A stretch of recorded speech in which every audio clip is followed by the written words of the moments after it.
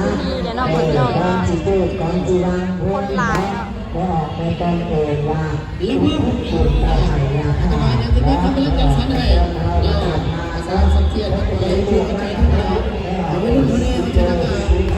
ทั้งไปจากคนละมาทุกคนเนาะในการทำงานของพวกเราเป็นสิ่งที่ดีเราสัญญาพวกเราเป็นสิ่งที่ดีอาจารย์ในประเด็นนั้นเลยเก่งสกัดเราพูดมาได้เราไม่ได้กินนั่นนึกจะน้อยก็ได้เนาะเป็นสิ่งที่เนาะบอกเลยเนาะผู้ชายเนาะปุ๊บย้อนมุกขน่อยพอเป็นครูบาอาจารย์ก็ได้เห็นเนาะไม่เอาได้มาเด้อ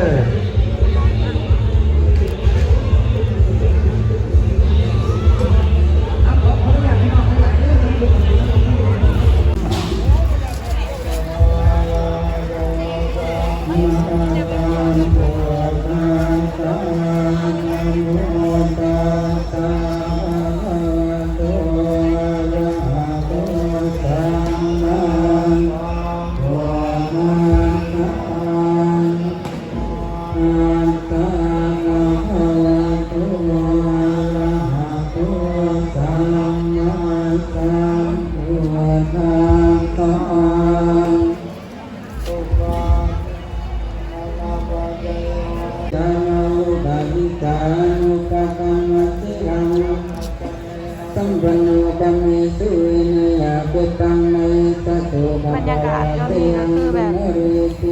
ทำเพิ่นกำลังเทศปะระวันหามิโนปะจิตวานิสังเกตสังอุปาสโมสุโขปะระวันหามิโนปะจิตวานิ